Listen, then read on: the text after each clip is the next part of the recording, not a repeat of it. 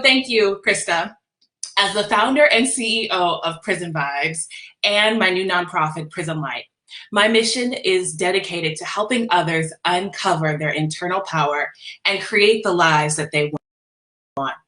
I am so honored to be here with you today to live and to support you. You see, what I know is that each of you is powerful beyond measure. Even with a mortality rate of nearly 5 times higher than your white counterparts, you are still here. And some of you have gone down the path of motherhood more than just once. Some might ask why. And if they do, I hope you tell them it's because you have a purpose and power that is greater than any statistic. And that one of your callings was to birth greatness and light into this dark world. You know, I'd be remiss if I did not also acknowledge those of us whose children did not get to see the light of day. To me, you are still a mother, and even in the most extraordinary of ways, because you've gone through your darkest hour and still advocate and parent others who choose to embark upon the journey of becoming a parent. With that said, I am here today to advocate for you.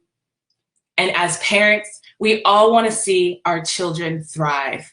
And I'm here to tell you that that mission first starts with you. We all know we often put ourselves on the back burner when our children are in need.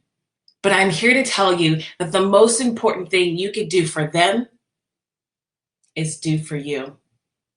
You need to ensure that you aren't running around giving your children 100% of the 5% that you have left after a long day.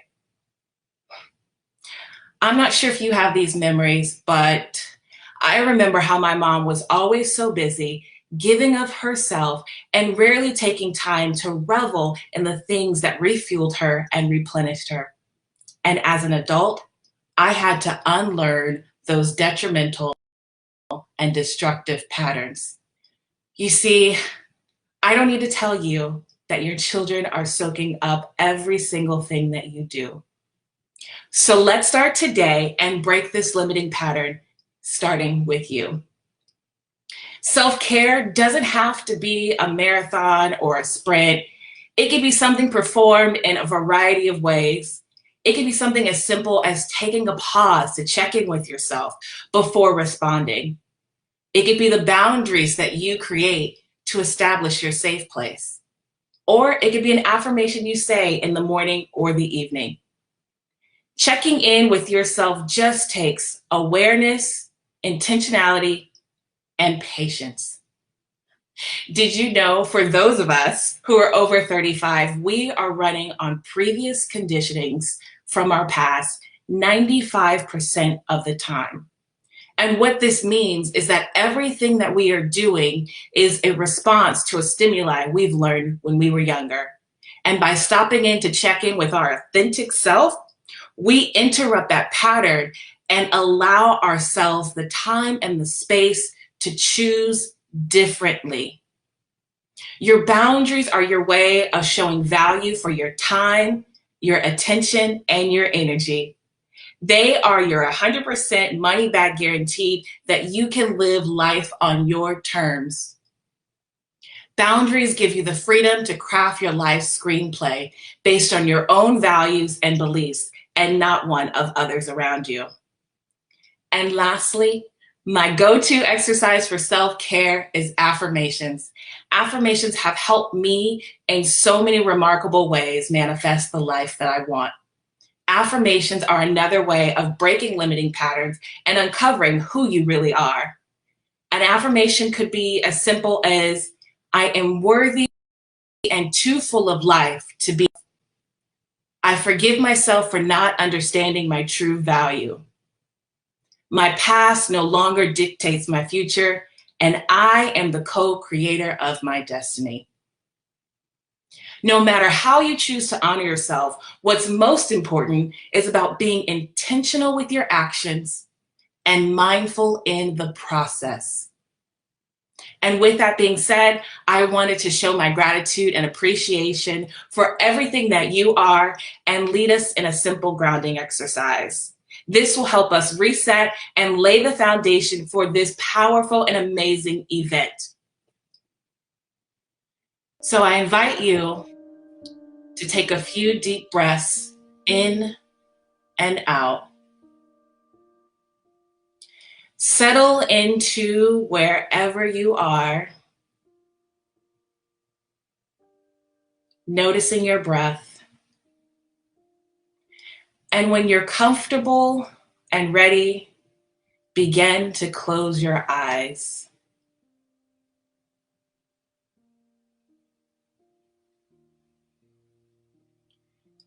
I wonder if you would take this moment and imagine yourself being more grounded and peaceful.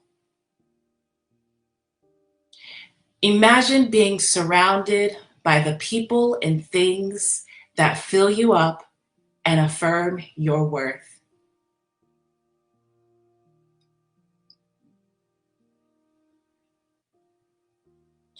Now, as you allow your unconscious mind to naturally conjure up an image of what this will be, I want you to take some time and focus on what you're seeing in this moment.